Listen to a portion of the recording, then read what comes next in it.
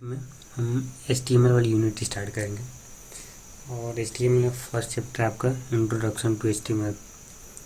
तो इन चैप्टर्स को हम छोटे छोटे पार्ट्स में ऐसे रीड करेंगे, यानी कि स्टडी करेंगे। पार्ट में स्टडी करने का फ़ायदा ये होगा कि हम हर एक टॉपिक को टारगेट कर सकते हैं। तो फर्स्ट पार्ट में मैं इसमें बस हिस्ट्री बताऊंगा HTML का, और थोड़े से डेफिनेशन है, जो बेसिक डेफिनेशन जो कि आपको HTML का पता होना चाहिए। तो सबसे पहले HTML की हिस्ट्री। HTML का फुल फॉर्म सबको पता होगा most probably, hyper text markup language. HTML एक मार्कअप लैंग्वेज है जो कि वेब पेजेस डेवलप करने के लिए यूज की जाती है। HTML वेब पेज डेवलप करने के लिए यूज की जाने वाली सबसे ज़्यादा यूज की जाने वाली लैंग्वेज है, most widely use language. HTML Tim Berners Lee ने 1991 में डेवलप किया था, यानी क्रिएट किया था, बट वो पब्लिश नहीं हुआ, पब्लिकली पब्लिश नहीं हुआ। उसका जो HTML 2.0 आया था वो फर्स्ट स्टैंडर्डाइज वर्जन था, जो कि 1995 में पब्लिश हुआ था पब्लिकली सबके यूज के लिए। देन उसके बाद नया नया फीचर्स ऐड होते गए, जैसे जैसे रिक्वायरमेंट बढ़ती गई वेब पेजेस की, वैसे वैसे उसमें नए नए टैग्स ऐड होते गए, और उन टैग्स के ऐड होने के साथ साथ उसका वर्जन भी चेंज होता गया। जो 2.0 के बाद सबसे ज़्यादा फेमस वर्जन था वो था 4.01, या फिर आप कह सकते हैं 4.01, जो कि 1999 में पब्लिश हुआ था। जो HTML 4.01 था उसी को इम्प्रूव करके HTML 5 बनाया गया, जो कि हम अभी यूज करते हैं, और ये HTML 5 पब्लिश हुआ था 2012 में। जो HTML है वो टैग बेस्ड लैंग्वेज है। टैग बेस्ड का लैंग्वेज, टैग बेस्ड लैंग्वेज का मतलब है कि टैग से मिलके, यानी कि हमें अगर कोई भी कंटेंट को डिस्प्ले करना है तो हम उसके लिए टैग यूज करते हैं पर्टिकुलर। तो इसलिए हमें टैग क्या होता है ये जानना ज़रूरी है, टैग एट्रीब्यूट्स। तो सबसे पहले टैग एक एलिमेंट होता है जो कि एंगुलर ब्रैकेट के अंदर इंक्लूड होता है। ये ओपनिंग एंगुलर ब्रैकेट है और ये क्लोजिंग एंगुलर ब्रैकेट। जो टैग होता है वो ब्राउज़र को इंस्ट्रक्ट करता है कि कौन से एलिमेंट को कैसे शो करना है। It is basically a word और ग्रुप ऑफ वर्ड्स। जैसे कि मैंने बताया, ये ग्रुप ऑफ वर्ड होता है या फिर सिंगल वर्ड होता है जो कि एंगुलर ब्रैकेट्स के अंदर इनक्लोज्ड होता है। अब जो टैग होते हैं वो दो टाइप के होते हैं, एम्पटी टैग और कंटेनर टैग। एम्पटी टैग को कहीं कहीं क्या कहते हैं, ब्लैंक टैग नहीं कहते हैं। कंटेनर टैग को पेयर टैग कहते हैं, और एम्पटी टैग को कहीं कहीं अनपेयर टैग कहते हैं लोग, बट ये एम्पटी टैग और कंटेनर टैग ही होता है।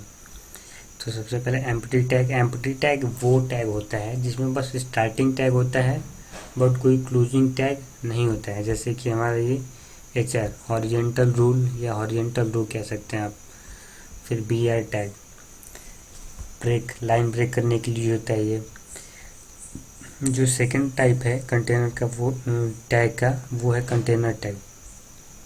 तो कंटेनर टैग में ओपनिंग टैग के साथ साथ क्लोजिंग टैग भी होता है, और जो क्लोजिंग टैग होता है उसमें फॉरवर्ड स्लैश लगा होता है। इससे पता चलेगा कि ये क्लोजिंग टैग है।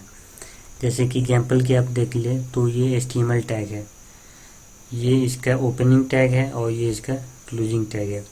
तो HTML टैग का ये ओपनिंग टैग भी है और क्लोजिंग टैग भी है, इसलिए जो HTML टैग है वो कंटेनर टैग हुआ। और यहाँ पे आप एम्पटी टैग में देख सकते हैं कि यहाँ पे बस ओपनिंग टैग है, इसका कोई क्लोजिंग टैग नहीं है, इसलिए ये एम्पटी टैग है।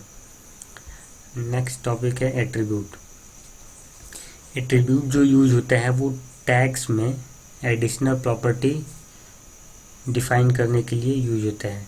जैसे कि हम बॉडी डिफाइन कर रहे हैं वेब पेज की, ठीक है, तो ये तो सिंपल टैग है। अब बॉडी के अंदर हम जो कुछ भी लिखेंगे वो आएगा, लेकिन हम चाहते हैं कि बॉडी में कुछ और एडिशनल प्रॉपर्टी हम ऐड करें, बॉडी का बैकग्राउंड चेंज कर दिया जाए, तो उसके लिए यूज होता है बीजी कलर। या फिर अगर हम बैकग्राउंड में कोई इमेज डालना चाहते हैं, मतलब कि कहने का मतलब है कि हम बॉडी में अलग से फीचर्स ऐड कर रहे हैं, अलग से कुछ प्रॉपर्टी ऐड कर रहे हैं, तो उसके लिए यूज होते हैं एट्रीब्यूट्स। एट्रीब्यूट्स जो होते हैं वो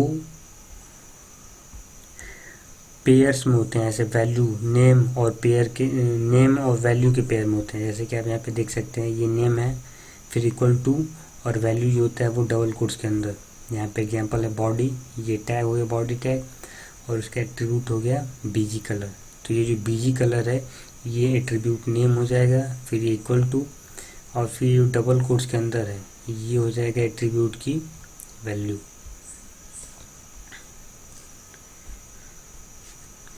अब HTML डॉक्यूमेंट स्ट्रक्चर, जब हम HTML लिखते हैं, HTML का डॉक्यूमेंट लिखते हैं, तो उसका एक पर्टिकुलर स्ट्रक्चर होता है जो कि हमें फॉलो करना होता है। तो ये आपका HTML का स्ट्रक्चर होता है। सबसे पहले HTML टैग होता है, और इसी का क्लोजिंग टैग सबसे नीचे होता है। जो टैग सबसे पहले ओपन होगा वो सबसे लास्ट में क्लोज होगा। तो जो HTML टैग होता है ये हमारा पेरेंट टैग होता है, यानी कि जितने पेरेंट टैग का मतलब है कि जितने भी टैग बाकी के टैग होंगे वो सब HTML टैग के अंदर रहेंगे। HTML टैग के बाद आता है हेड टैग। हेड टैग के अंदर हम मेटा डेटा डिफाइन करते हैं, जैसे कि टाइटल क्या होगा वेब पेज का, या फिर वेब पेज में अगर हमें एक्सटर्नल कुछ लिंक करना है तो उसके लिए यहाँ पे लिंक टैग यूज करते हैं, ठीक है। और फिर नेक्स्ट जो टैग आता है वो है बॉडी।